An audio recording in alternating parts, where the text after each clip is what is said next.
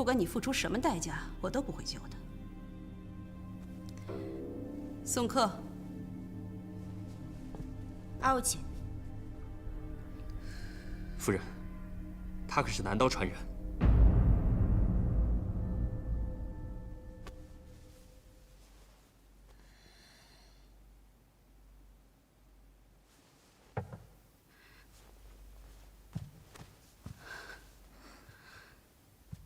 南刀传人。姑娘，我问你，李征是你什么人？李征是你什么人？阿飞，是我外公。师傅，你若救他，就要耗损自身大半功力，实在太危险了。是啊，师傅，此时还有地煞要对付我们羽翼班，您不能有一点损伤。行了，快送二位去客房休息，快！二位请跟我来。多谢夫人。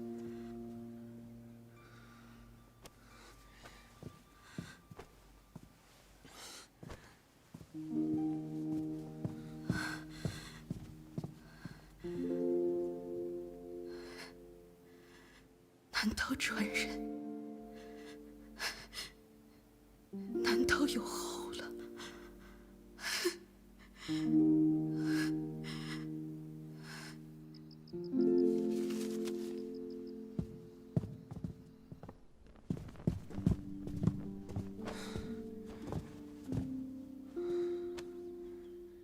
多谢姑娘。我不要在这儿，快走吧。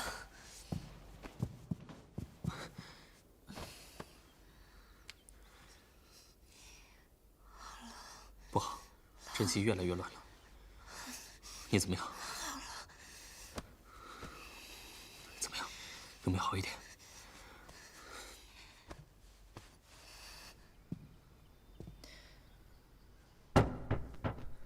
请进。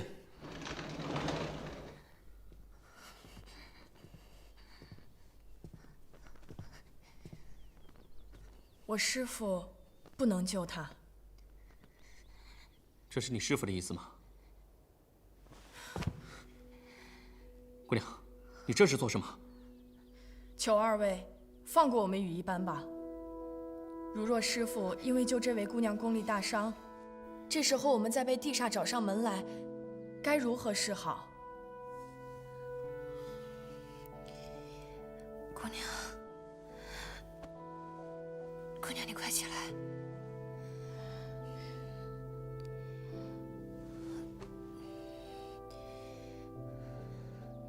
这位姑娘，今日之事多有叨扰，实在抱歉。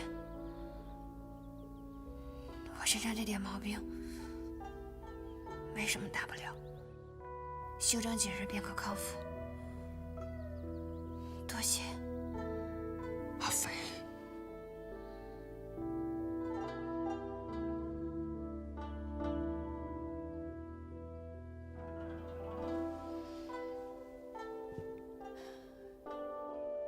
多谢姑娘了。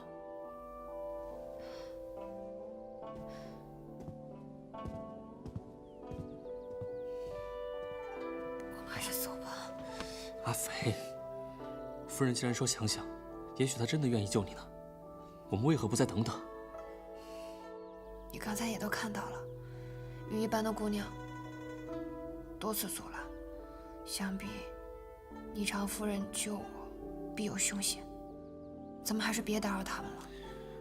我知道你现在的心情，若夫人因此有什么闪失，我也会自责的。可是你要知道，受了伤尚可恢复，可若是人没有了，就什么都没了。那就不管怎么样，我们都等见了霓裳夫人之后再说。此前，你也先仔细想想，届时我尊重你的一切决定。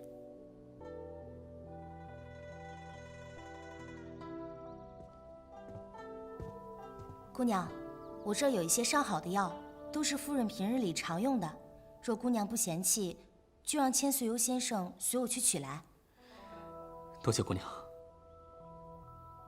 你先休息一会儿，我去就来。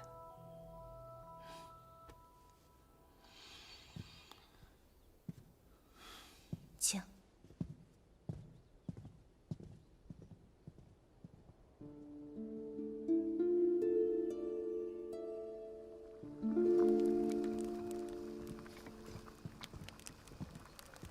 请。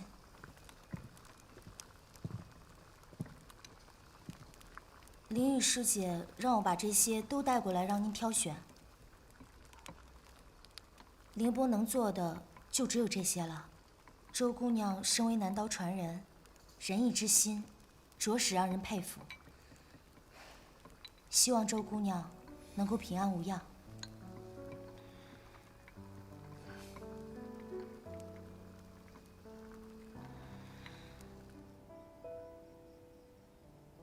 那位受伤的姑娘呢？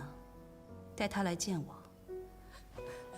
师父，您为了您自己，还有整个羽翼班的安危，您三思啊！此事不同。你可知千岁幽口中的南刀是谁？我知道，是一代名刀李真大侠。那你又可知，若当年没有李大侠救我的性命，我早已命丧黄泉了，就不会有现在的羽翼班，更不会有你们呢。可是师父……行了，这天意叫他救了我，天意又嘱我救他的外孙女，甚好，甚好。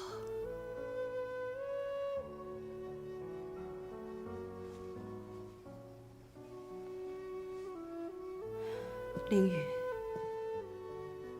你是我收的第一个弟子，也不负我望，一直以来都是所有弟子里面最懂事、最乖顺的一个。师父知道你心里难过，也是为了羽翼班着想。但是凌雨，等到了师父这个年纪，就不再是为了这不知何时就会戛然而止的以后活着了，而是为了从前活着，就为了那点念想活着。这再高大的梧桐，等到了深秋也会枯黄了，苦苦挣扎，倒不如早日零落成泥。这往后的江湖如何，还得看你们这些小辈了。凌雨，你起来，师父有话问你。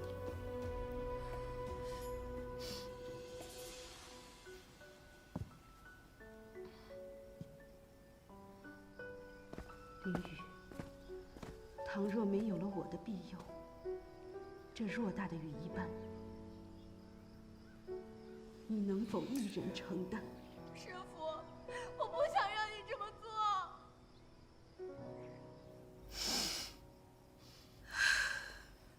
不要担心，这是最坏的打算。来，去暗室将那枚丹药取出吧。师父可是要将那华丹送给周翡姑娘？她病于体内真气混乱，丹药对她无用的。那师父是要自己……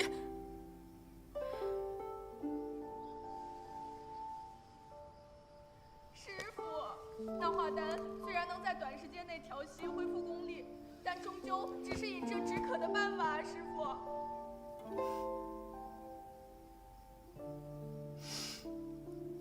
我师父将它赠予我，我自然比你清楚。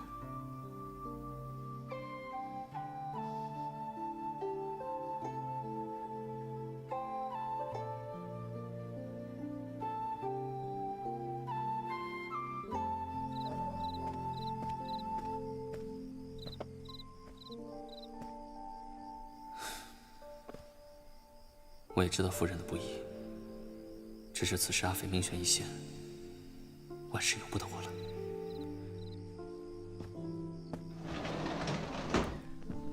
阿飞，我把药给你拿来了。阿飞，先生，您这是怎么了？周姑娘不见了，你看到她了吗？怎么会不见了呢？她不是在房里等你的吗？她不在房间里，不和你多说。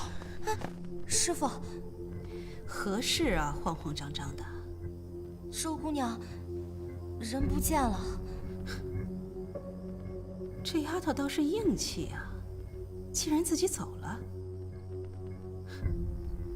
这万事不求人的性子，倒是和李征一模一样。师傅，那既然人是自己走的，也怪不得我们。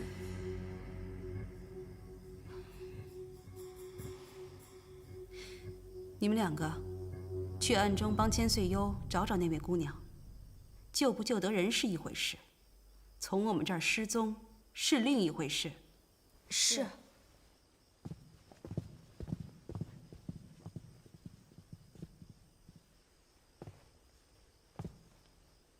自己走了，有意思。阿飞，在这儿。你怎么又跑这儿来了？你是不把自己小命彻底搭进去，就不罢休吗？如今这世道天天有人丧命，也许你一条命也不算什么，可你有个3长2短的，让你家人怎么办？让我怎么办？我只是觉得何必让人家为难呢？对不起，我也是一时心急，方才不应该吼你。你没事就好，我们走吧。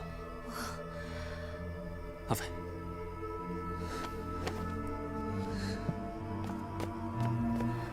夫人，他怎么样？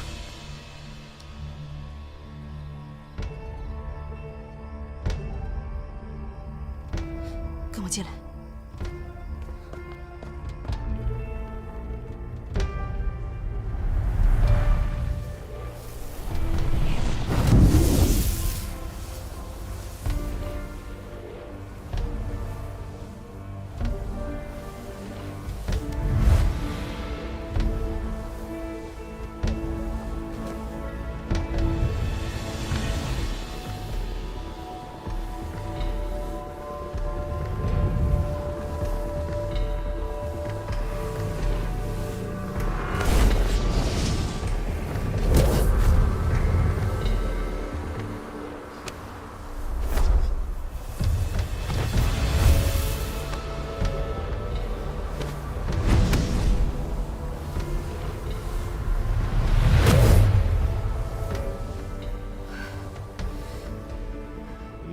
夫人，疗伤之事，怕是要缓上一会儿。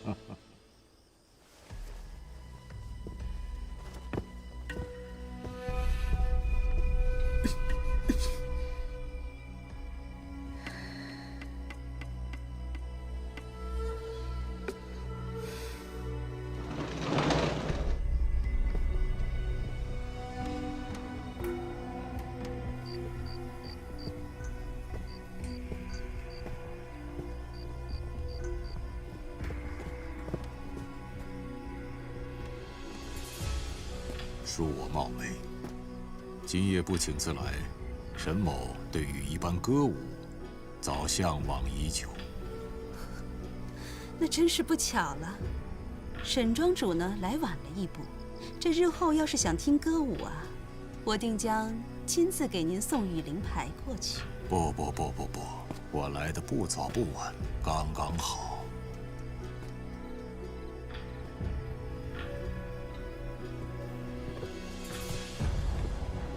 那我倒是要问问沈庄主了，我与一般不曾与地煞有任何瓜葛，为何要连杀我几名暗桩？说到这儿，沈某实在是佩服，夫人真是养了一群好狗，一个个嘴巴硬，撬不开。若是能早点说出夫人的下落，也不会一命呜呼。还好，我碰上2个给我带路的。你怎么知道他们会来找我的？机缘巧合碰上了，打眼一看，他那就是练场了内力的模样。而在这衡阳城，也只有宜昌夫人的伏波手能治得了他了。那这么说，沈庄主的确来得不早不晚，挑准了这个时机，就是要来趁人之危了。夫人真是聪慧啊！看这丫头伤势这么重，夫人就算看在李征的面子上，也不能见死不救吧？果然是厉害啊，丝毫未动，就耗费我大半功力。不愧是地煞之首啊，阴险卑鄙，无耻至极。只是有一点我不知了，你煞费苦心来找我一个唱小曲儿的，图什么呀？沈某今日前来，确有一事要问宜昌夫人。夫人可知海天一色？我从未听说过，什么叫海天一色？夫人不要敬酒不吃吃罚酒。走。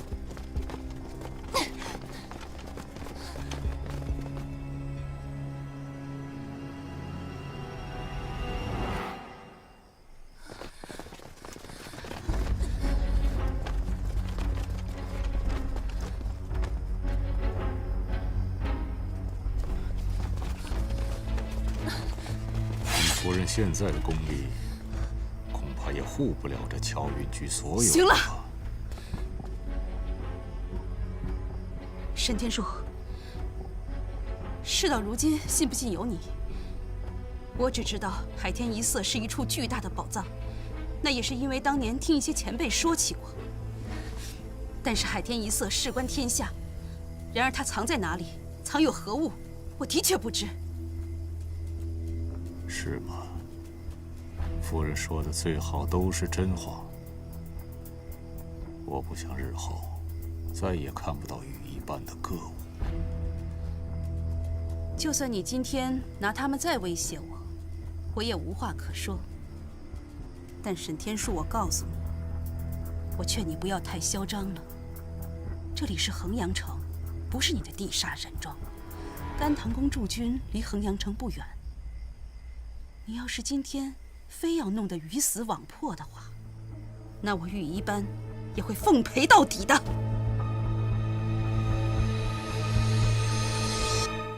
好，那沈某就暂且相信夫人一回。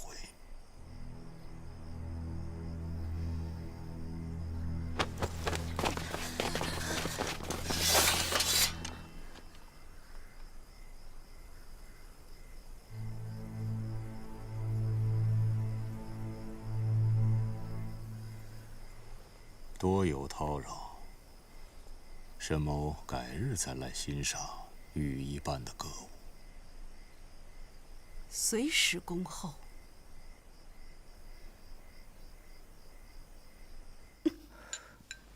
师傅，把药喝了。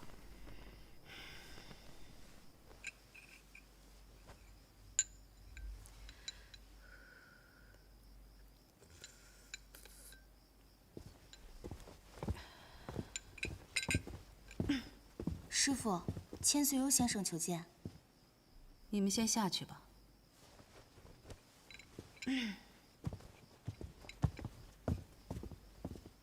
何事啊？感谢夫人相救阿飞，感激之情难以言表。日后羽翼班但凡需要，听凭夫人差遣。你不用感谢我，这次并非卖你的面子。想当初，我与周斐的外翁是好友，好友的外孙女受伤了，我岂能袖手旁观？不管是卖谁的面子，都与我是恩人。你你好像对周姑娘情深意重啊。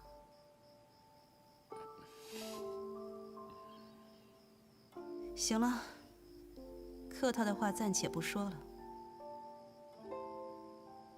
当下有事，我需要与你了解一二。夫人，请讲。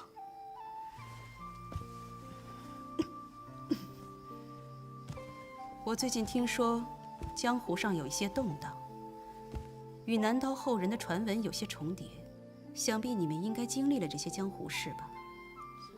原来夫人说的是这些事情。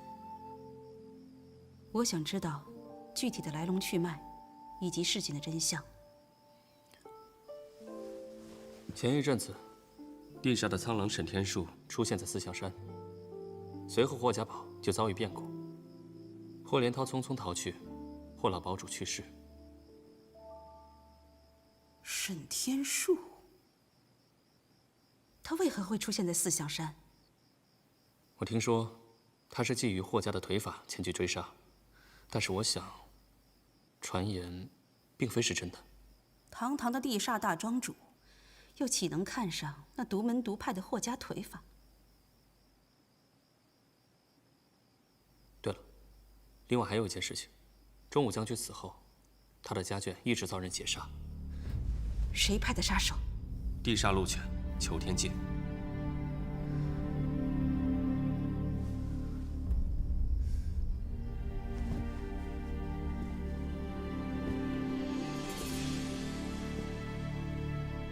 这就令人费解了。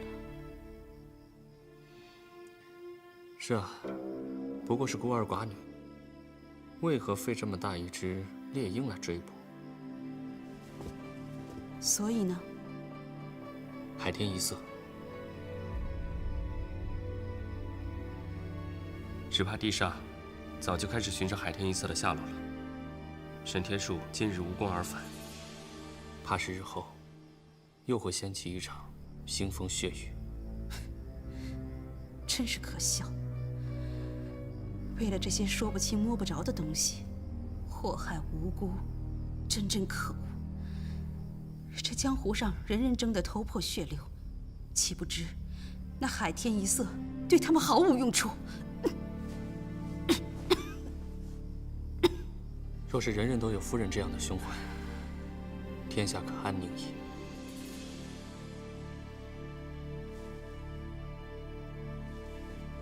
沈天树提起海天一色之事，你似乎并不惊讶。你到底是谁的人？王林？不，你是周义堂的人。一人姓谢，单名一个允字，谢允。谢允。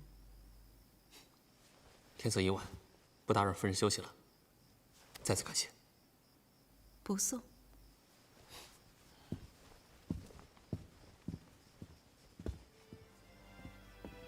谢允。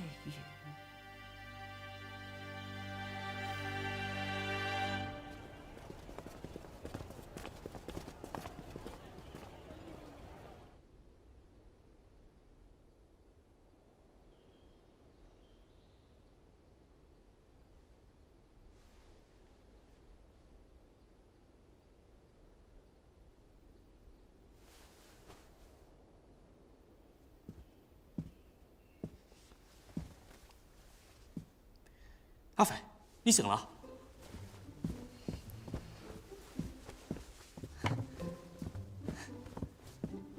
怎么样？霓裳夫人怎么样了？霓裳夫人服用了羽一般秘制的化丹，这几日正在闭关休养，应该没什么事儿。你就放宽心吧，你休息好了，才不辜负夫人的一片心意。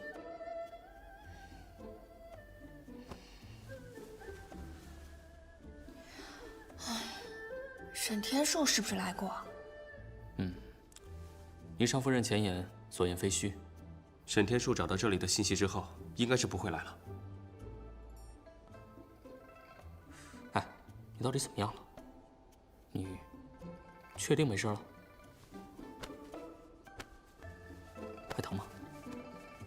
没事吧？看你这么精神，应该是没事了。我渴了。我给你倒。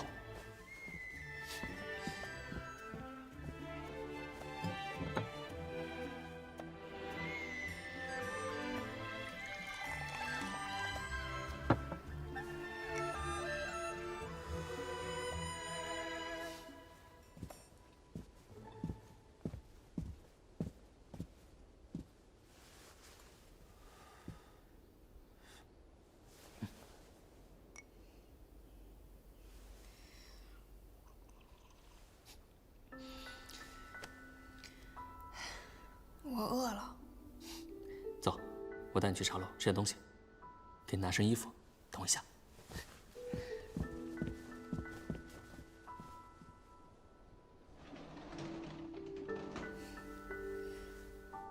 我这一觉是睡了多久啊？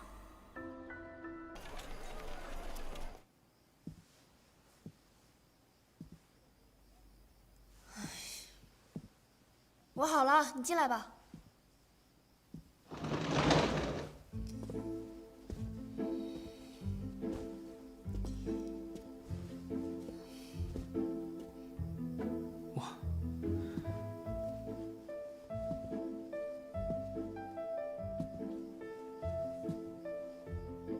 美人风采动人，吾见之，甚为心折。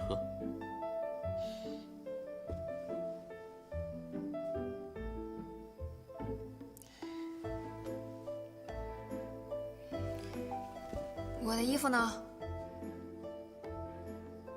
为什么要我穿成这个样子啊？我的衣服呢？你的衣服都脏了，穿出去多不合适啊！你穿这件，不挺好看的吗？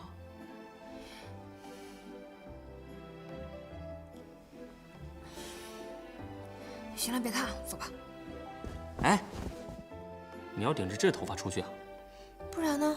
来，我给你梳个头发，坐下。我给你梳个头发啊。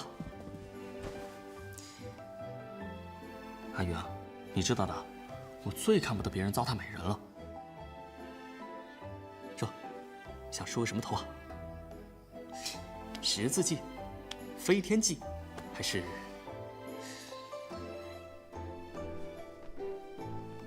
凌云髻？弄成这样的，堕马髻也挺好看的。哎，给你梳了这个头，你就要老实点，不然一会儿就震散了。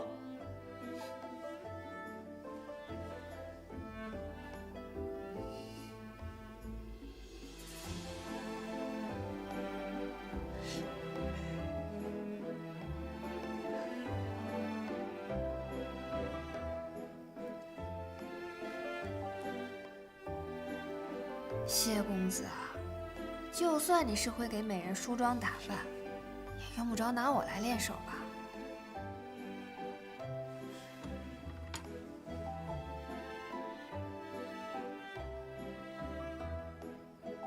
鄙人胸无大志，既不想文成，也不想忤就，就想给以后的媳妇儿啊做个簪花梳头的丫鬟。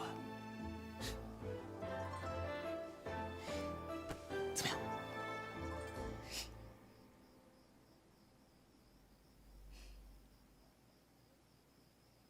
真难看。不挺好看的吗？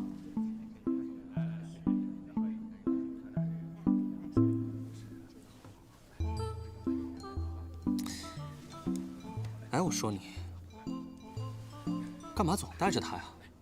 这好不容易打扮一番，还非得遮住，真是犹如锦衣夜行。我嫌丑。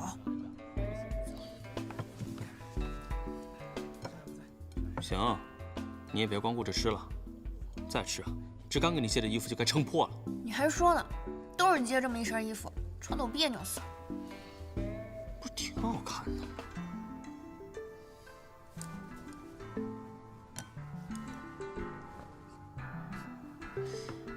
但是我说啊，你也别光顾着吃，此次大难不死，可要好好思过，以后还逞强吗？喂，我跟你说话，你听见没有啊？知道了，我不逞强，但我也不示弱。如果遇到不平的事，我还是会管的。唉，只可惜我现在的武功实在是太弱了，我还得再练练。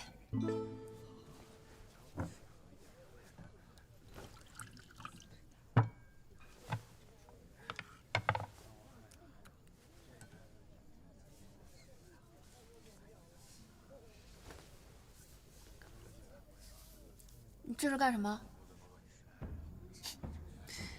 如果说高手分9流的话，你将青龙主堵在一个小窄道里，杀了他的人，还能全身而退。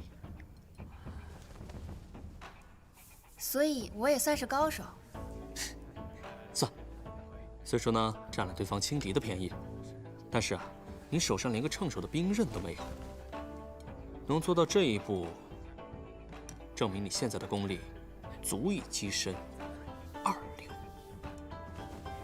2流？只可惜你这个2流啊，就是运气有点不好。满世界的喽啰你没有碰上，碰上的全是叫人闻风丧胆的大人物，显得有些狼狈。你一个写小曲儿的，会唱就行了呗，怎么还牛起来了？但是呢，倒也不必洋洋自得。这武道如攀山，一重过后还有一重。世上还有不少的1流高手，例如一些名门前辈。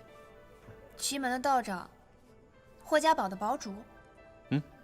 不错。这1流之上的是顶尖高手，凤毛麟角。不管名声怎么样，但是只要说出去，武林必然如雷贯耳。那这么说，我这2流也算是不错。那地煞、四象的人，他们算不算是顶尖高手？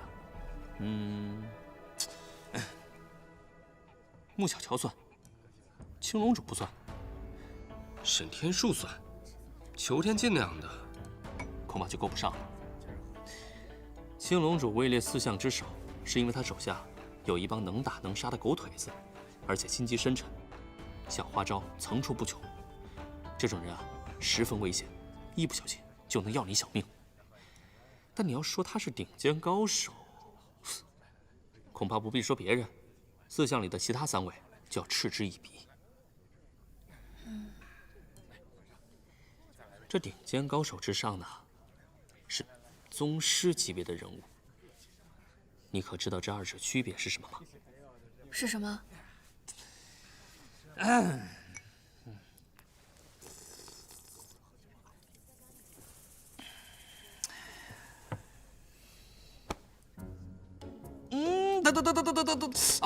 我说，这2者的区别啊，就是顶尖高手呢，每一代都有，但宗师级别的人物就不一定。枯荣守那对师兄妹，剑走偏锋，亦正亦邪，其2人分1部绝学，稍稍差一点。北刀关风早已隐退，留下个徒弟尚未成名，已经陨灭，也稍差了一层。但是山川剑呢，是武林无冕之尊，难道开宗立派，补全绝学？这俩人却是实打实的堪称一代宗师。20年前，武林人才辈出，正是极盛之时。有多少绝学重现人间，又有多少义士仍叫人津津乐道？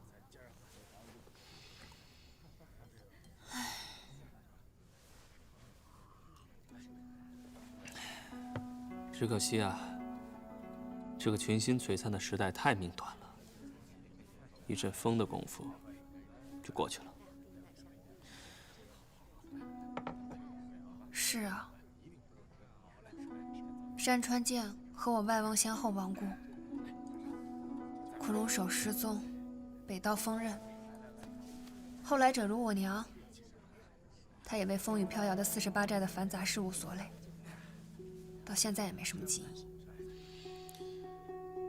而且日后再向前一步，恐怕也不容易了。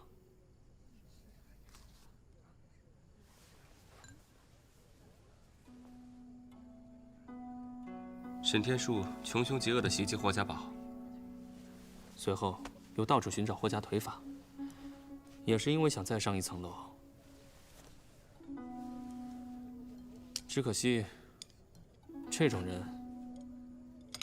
手段龌龊，心术不正。我看他还是趁早拉倒吧。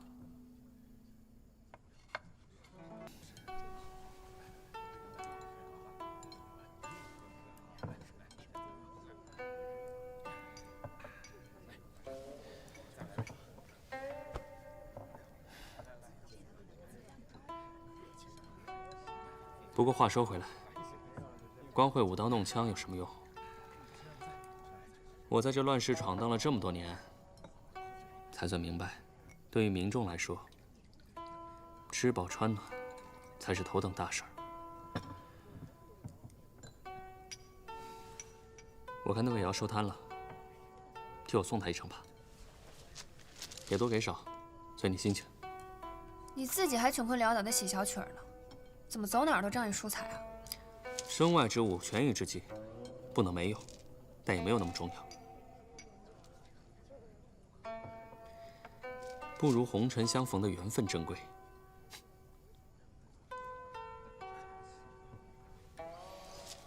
拿去吧。是谁刚刚说吃饱穿暖是头等大事啊？怎么这会子就成身外之物权宜之计了？怎么？担心我受穷啊？我行走江湖这些年，可是攒下了不少赚钱的本事。怎么样，跟我走一圈？这什么买卖糊口的就全会了。我不想瞎晃悠了，我想回家。我想知道我娘他们怎么样了。48寨，你是刚从3道真气下捞回半条小命，还是先顾好你自己吧？你娘做大当家这么些年，名声可不是吹出来的，你就放宽心吧。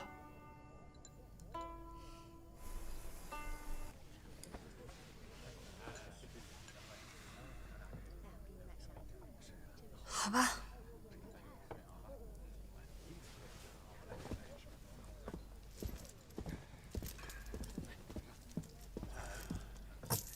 您辛苦了。哦，既然姑娘给了钱，便点一曲吧。哦，我不懂这个，我没听过什么小曲儿，不点。哎，小孩子家不懂什么好赖，要不您给他说个热闹点的故事，让他听听睡觉就行了。哦，那我便说一段实事。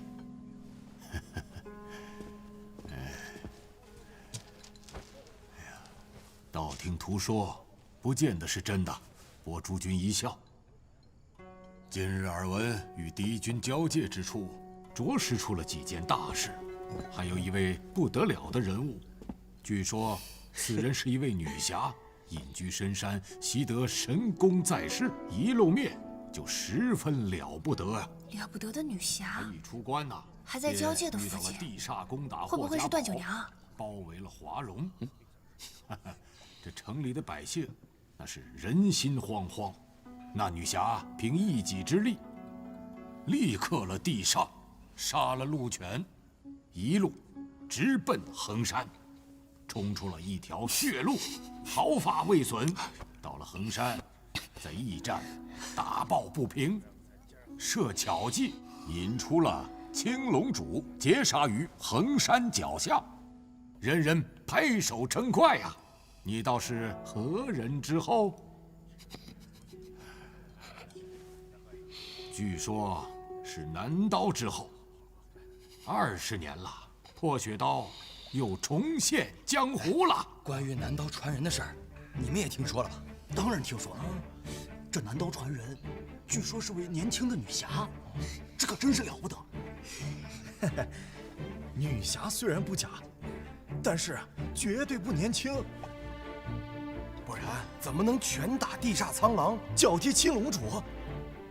所以啊，据我所知，这南刀传人是个5大3粗、肩扛大刀的壮硕大娘啊！哎呀，您听到的那都是胡扯啊！我告诉你们吧，其实南刀传人他根本就不是人。什么？啊？你们想，这谣言害死人了！在世，在地煞狗和四象山组成了几千人的包围圈里，也不能那样你小的直接含笑九泉了，打死青龙主吧！喂，阿凡，那是个青面獠牙，一掌就能拍死一头熊的大妖怪。是吗？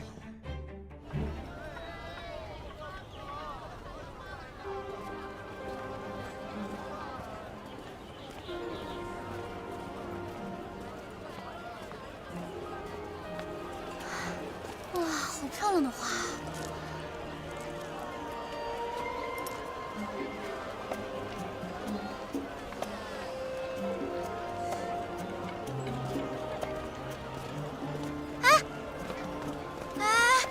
给我一个这个。哎，可以可以。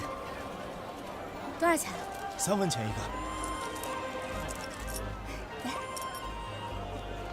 谢谢。小二，哎，来壶好茶。哎，好嘞。客官，要不您尝尝咱们的九龙金月，用的是4瑶青3倍火制茶法，茶香馥郁，入口回甘，包您满意。好，来一壶。哎，好嘞。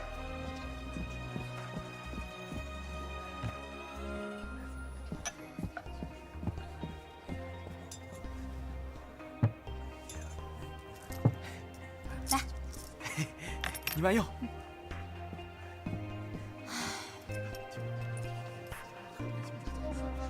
这童贤怎么这么不听话呀？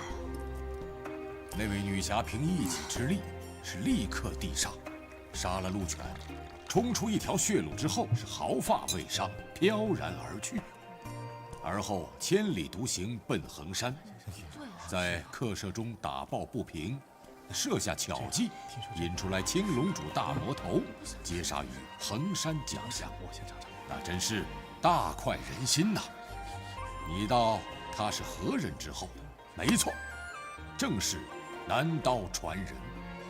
南刀？说起这一代大侠南是我哥吗？刀远征，还是阿凡？想当年，那也是风流倜傥，侠骨柔情，有多少侠女、妙龄少女为之倾倒。这李征为了躲避这些风流债，才躲进这48寨中，不成想却不小心建立起了48寨。胡说！我祖父才不是这样的。我说你这……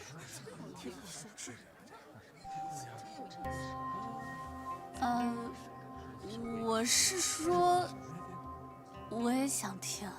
姑娘，想听就好好听，听得高兴呢就给个赏钱。小姑娘，竟然敢这么说我祖父！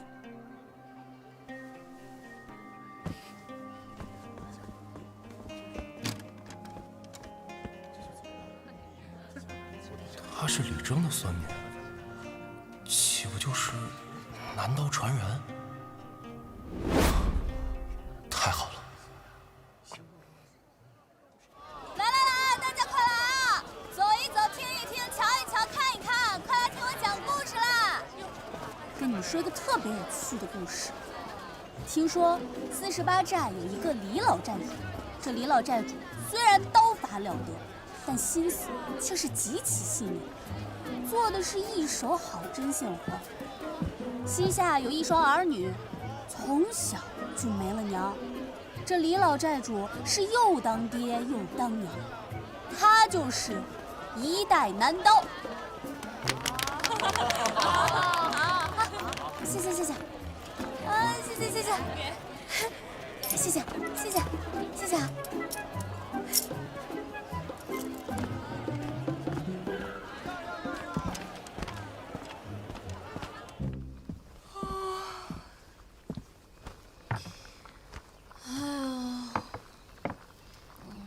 怎么了？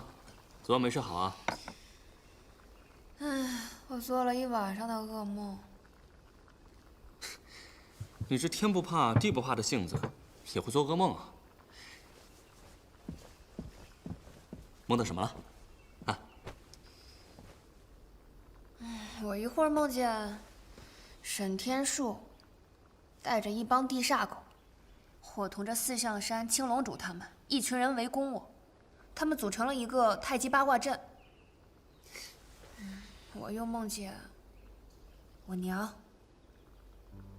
她又在打我。她拿了一条腰一样粗的鞭子抽我，像抽陀螺一样，抽得我天旋地转，现在头还晕着。你说梦到那些人围攻你，倒也能理解。这你娘为什么要打你啊？大概是我这趟出门给她长了大脸吧。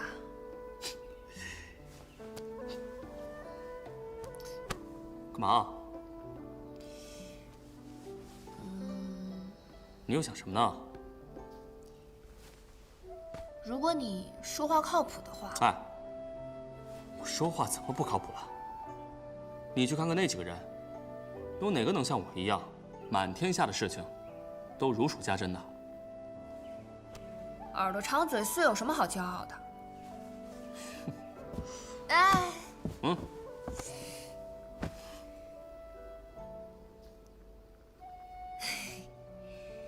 按照你的说法，那我这个程度算是2流高手，对吧？状态好的时候算是吧。什么叫状态好的时候啊？你有听人家是怎么形容我的吗？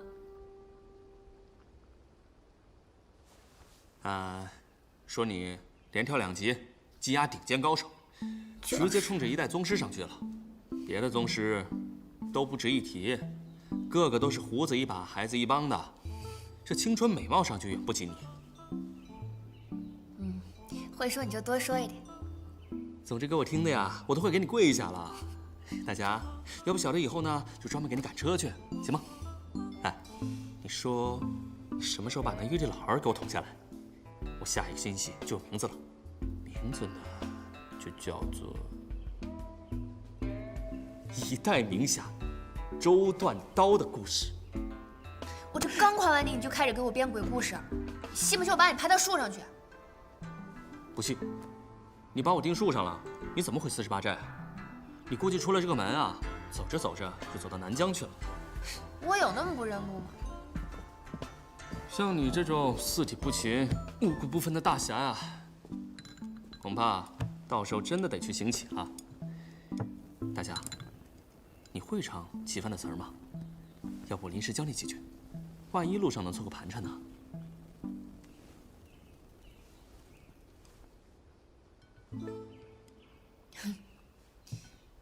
你说沈天树会不会在背后阴我呀？怎么阴？昭告天下，说自己败在了一个黄毛小丫头手上。也是，他一个成名已久的大坏蛋，怎么可能这么大动干戈的对付我一个初出茅庐的无名小卒？实在是没必要。你不经常在江湖上跑，你可能不太知道。这大伙儿对地煞积怨很久了，每隔10天半个月都有只苍狼煞被一个什么野孩子打得满地乱爬的谣言，连沈天树自己都记载不过来呢。一般呢，没有人相信。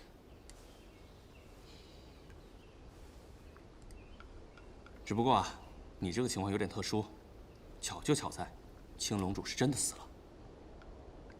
哎呀，那麻烦了。这要是传到我娘耳朵里，她怕是要打死我。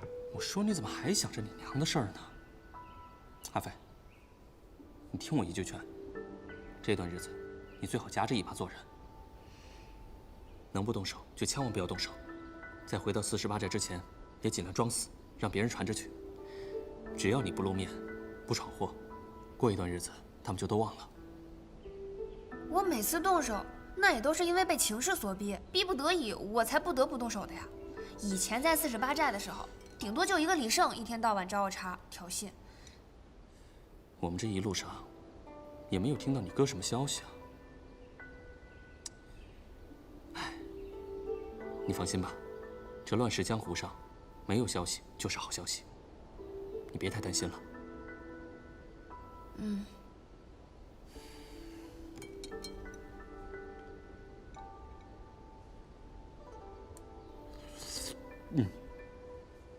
等我吃完饭了，我要去送个礼，怎么样？跟不跟我一道？好呀，我跟你一起去。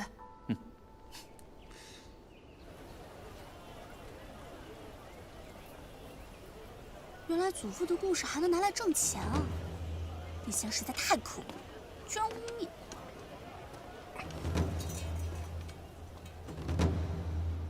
好一条人间黑炭啊！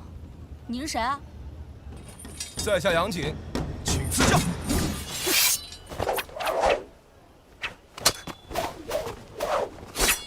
我看你也不像坏人，你想怎么样？这是什么步伐？看似进退有序，还有这刀法。难道什么时候有这样的刀法？怎么样？怕了吧？这又是什么？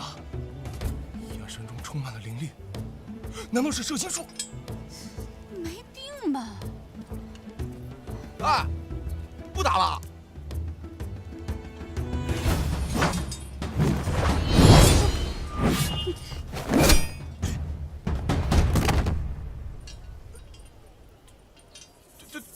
对不起啊，我不是故意的。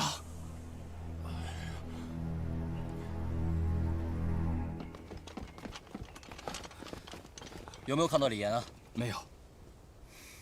这丫头，一定是偷跑出去玩去了。这世道这么乱，万一碰到心怀叵测之人，这个……哎，这个丑丫头！要不要让衡阳弟兄帮忙找一下？不可，大当家他特意交代过，咱们此行尽量低调。要是通知安庄的人，怕有不妥。阿岩贪玩定会是街上人多热闹的地方。这样，带人赶快给我到处找找，走。是，快。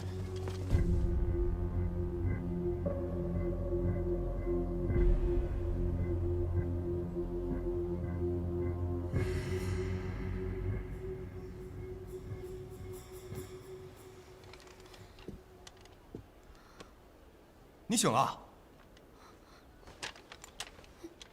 还是多休养几日吧。你说什么就要听你的吗？你把我带到哪儿了？这是我的房间，先借你住2天。刚刚我不该骂人出手，不过也怪你，是你看不起我，不肯与我过招。等你伤养好了，请你务必认真和我比试。你这人有病吧？先把我打晕，然后再解释一大堆，还想把我关起来？切，比试什么呀比试？趁我还没有找你算账，赶紧送我回家。我跟你说话呢。你到底是不是南道传人啊？我什么时候说我是了？那你为什么对李大侠的私事都一清二楚？因为他是我祖父啊。叫祖父，又说不是南道传人，你想糊弄我？他是我祖父，又不是你祖父。本姑娘想说什么，你管得着吗？我可告诉你，你要是敢动我一根汗毛，整个48寨都不会放过你的。我不管。哎，你怎么动不动就拔刀？你有你这样对待姑娘的吗？姑娘身为南道侠女，杀了裘天进，砍了青龙主，名震江湖。在下杨景特来挑战。什么裘天进、青龙主，他们跟我有什么关系啊？这，你自己砍的人，你自己不知道？我砍的？南刀侠女下山之后，一灭地煞恶霸，二灭四象山青龙主，这套故事全江湖的人都知道，你怎么可能不知道？原来你说的是地煞和四象山的故事，我刚在茶楼听过。这说书先生的胡说八道，你也相信啊？你怕不是真傻吧？什么乱七八糟的！鹿犬和青龙主的死人尽皆知，你少在这糊弄我！我发誓我没有。你不会是搞错了吧？那难道还有其他女传人？女传人？难道是阿肥？哎，你笑什么呀？笑你啊！你是呆头探吧？我祖父又不是只有我一个后人。还请姑娘明示。我怎么知道他教过谁啊？他爱教谁教谁，整个48寨的人都有可能。咱们48寨的人可多了去了，你自个儿慢慢找来，我不奉陪啊！你别骗我呀！这呆头探怎么突然变聪明了？你是不是看不起我，不想和我比试啊？那就对不起了。今日我杨景必定和姑娘一决高下。我说你这人怎么好赖听不明白呢？我都说了我不是南道传人了，你怎么就不相信呢？你看我这样像是会耍刀的吗？我说你，刚刚就打晕我，现在又想干什么？你要是再不放我回去，我就报官，说你光天化日之下强抢民女。谁强抢民女了？我们之间的事我们自己解决，你报什么官呢？我们之间有什么事儿啊？我不管。总之，今日断雁13道与南刀之间必定分出个高低。杨公子啊！杨公子，你真的找错人了，这位并非南刀传人啊！啊，你看，你花了大价钱啊，雇我们行脚帮帮你找人，我们一定能帮你找到。那究竟什么时候才能找到？人我们已经找到了，听说这位姑娘啊叫周斐。阿斐，你们找到她了？阿斐？阿斐的名字是你想叫就能叫的吗？你看，周斐姑娘已经现身了。阿斐在哪儿？快带我去找她，我快想死她了。这就不劳烦姑娘亲自跑一趟了，我这就去请周斐姑娘过来。但是在下，还需要向姑娘讨要一样您的物件。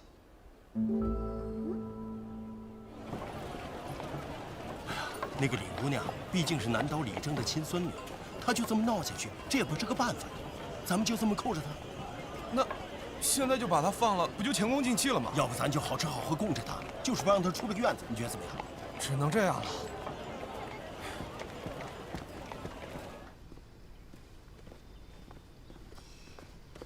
你怎么到哪儿都跟宾至如归似的？我听你说这话怎么那么嫌弃呢？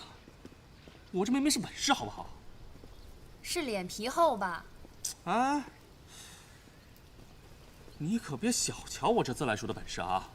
我呀是要饭练出来的。你要啥？要饭啊！我小时候啊，先生嫌弃我太娇气，功夫也不肯好好教我，让我身无分文的出去要了3年饭，还答应我说只要我这3年没有饿死，他就教我一身保命的功夫。你是有点娇气，你先生说的没错。别打岔啊！我正抚今追昔，遥忆当年呢。你，我小时候啊，在丐帮混过，虽然混得不怎么样。这丐帮啊，虽然自称白道，但这帮叫花子里有很多不是东西的滚刀肉。大乞丐欺负小乞丐，蔚然成风，很不友爱。唉，我看不下去，于是我沿街卖唱，唱小曲要饭，可比以前轻松多了。特别是我还十分的英俊潇洒。好了不起哦！你师父没被诛九族吗？不是你自己要问的吗？说了你又不信。女人呐，嚯，女人，女人怎么了啊？啊？夫人，你醒了。看起来你已经恢复了，挺好。周斐谢过夫人救命之恩，快把手放下来。倒是千岁幽，我怎么觉得你有更好的东西要谢我啊？夫人真是冰雪聪明，千岁幽特献薄礼一份，望夫人笑纳。那好啊，你们俩跟我进来，我倒要仔细瞧瞧，你给我准备了什么好礼。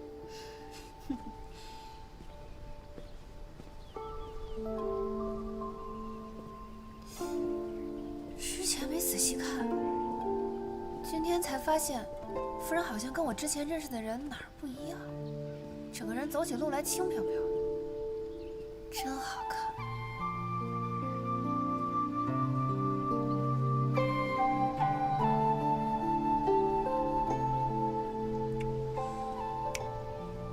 想看好看的，看我不就行了？看够了。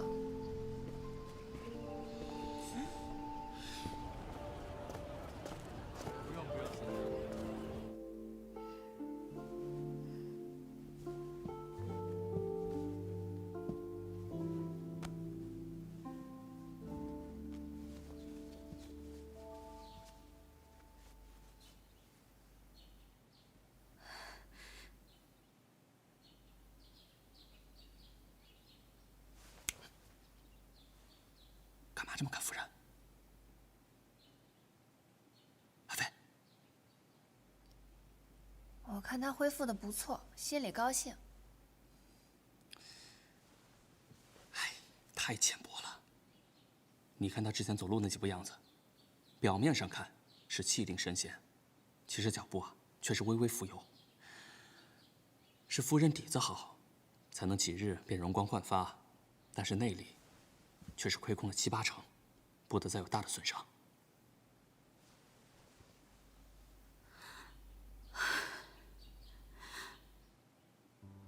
夫人，怎么了？你确定要给我这本？我总觉得你是拿着别人的血泪来还我的人情。血泪算什么？哪有夫人的舍命相救更情义重大？何况血泪这东西，这自己吃了也是恶心，说给别人听也不合时宜。如今到了羽衣班，也算是物尽其用了。嘴可真甜啊！行了，我收了啊。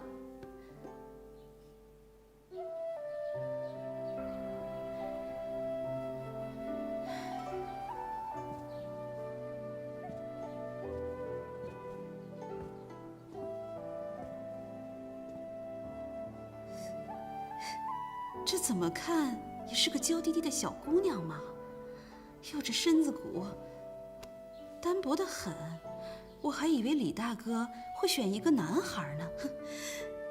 哼，至少看着壮实一点的传人嘛。若都是以天生的资质为准的话，那这世人恐怕都止步于学与学步了，传人称不上，尚在勤加苦练的阶段。破雪刀也不熟练，只是在皮毛而已。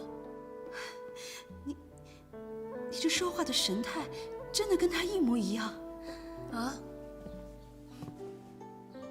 哎呦，我只是刚看你说话那样子，就想起了当年我认识李大哥的时候，我们这一大帮人啊结伴而行，然后我就问他你是什么师承啊，他也不大提，就告诉我没什么师承，就是祖上传下来一套刀法，还没大练熟。我心里就想，这是哪儿来的乡巴佬啊，自个儿家的刀法都没练熟就出来现世了呀。然后你们猜怎么着？他头一回出手的时候，把我们都吓傻了，是不是一样谦虚？我外翁性情温厚，虚怀若谷，他说的不熟练，必定是谦虚。但是我不一样，我是真的不熟练，是没有一点水分的大实话。你体内的这2股真气啊，本来是极度相斥的，却能在你体内驻留，这可不是一般人能做到的哦。师傅，怎么了？师傅，乔云居来了不少人，把我们前后门都堵住了，怎么办？来的是您的寨主，还是我的寨主啊？我怎么知道？那会不会是沈天树？不可能，沈天树没这么笨。再说了，他要是现在在对羽衣班动手，也毫无意义啊。那你是说我笨啊？讨债讨到老娘这儿来了。林雨姑娘，你有看到那些人是什么打扮吗？打扮倒是没什么特别的，就是平常贩夫走卒的平民装扮。管他什么打扮，打回去就是了。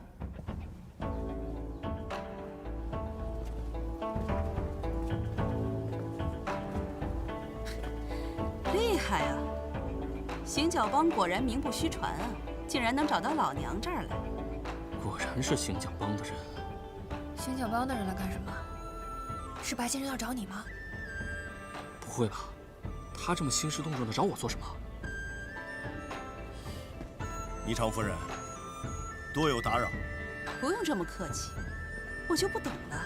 这奴家就是一个弹琴唱曲的弱小女流，不知道哪里得罪了诸位大哥呀，这样气势汹汹的就过来堵门了。我这可都是花骨朵一样的小姑娘啊，个个胆子小得很，可经不起你们这么放肆的。你们这样把他们吓坏了，可怎么得了啊？夫人勿怪，我是来找一位持刀连杀地煞裘天进、青龙主郑罗生的姑娘。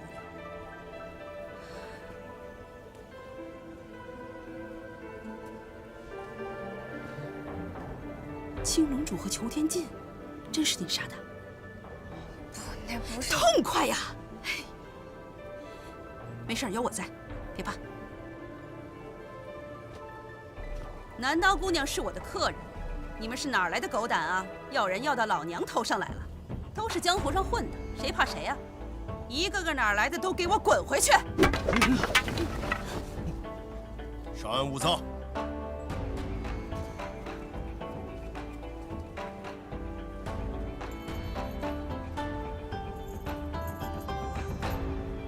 姑娘应该认识这个吧？李岩的镯子，他为什么会离开48寨？你雇主是谁？这镯子哪儿来的？是不是找死？雇主的大名，那边倒是没有说不能讲。不知姑娘是否听说过晴云沟啊？什么玩意儿？没听说过。这镯子的主人是我妹妹。不知你们那不长眼的雇主，知不知道48寨？我妹子哪儿得罪你们了？是讨债还是讨公道？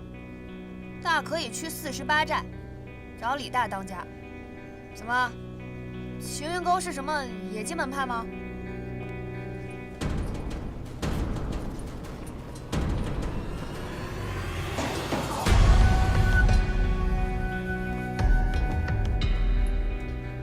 你就是南刀？你刚才说晴云沟是什么玩意儿？你是他们雇主？在下晴云沟主人杨景，听闻南刀是天下第一刀。我手中这把刀名叫断雁，练了20年，略有小成。今日特来挑战你们南刀，只要你跟我切磋，胜负不论，我定保你寨中人安然无恙。我的刀在这儿，你的呢？我没有刀。他没刀。没想到20年前纪云辰挟持殷沛挑战山川剑的事儿，竟然原原本本的发生在了你身上。人家是真正的高手，我是吹出来的。你少骗人！赶紧把你的刀拿出来！放肆！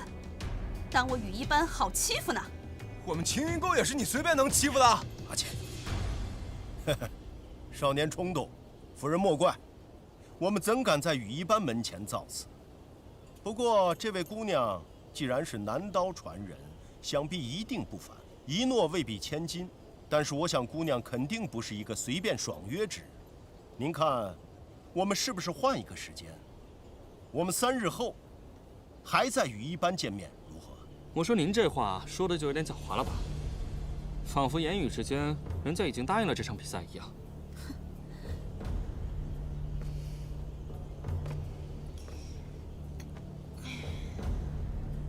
一个自诩身怀绝技的晴云沟主人，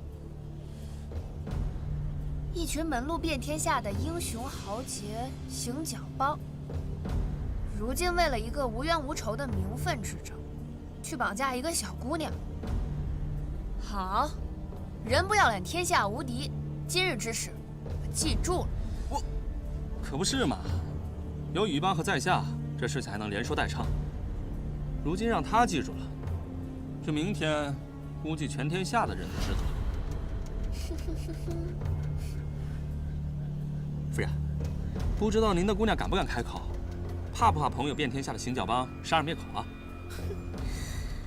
哎呀，这听得懂我唱小曲的男人们啊，20年前就死光了，剩下的多说句话都嫌脏了自己的舌头。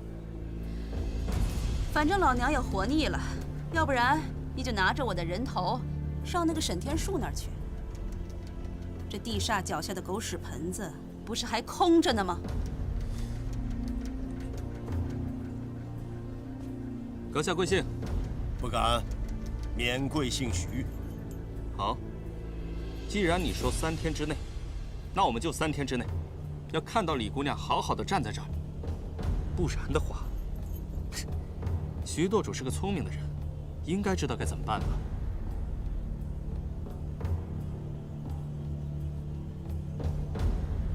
怎么，你不敢应战啊？就凭你办出来的事儿，算什么侠义之师？应战？你配？你说得好，送客。你别走，南刀姑娘，我就住在10里街行脚帮处，你想通了随时来找我。哎呀，快走吧！喏，我就说你谦虚了吧。不是，我真没有。哎，我都懂啊。那个，这几日呢，你们就暂时先住这儿，省得那群耗子到处找你们麻烦，听见没？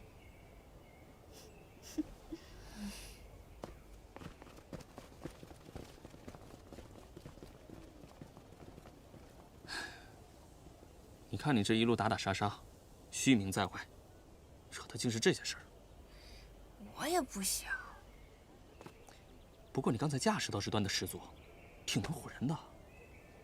虽然咱们没什么本事，但架子还是能摆个样的。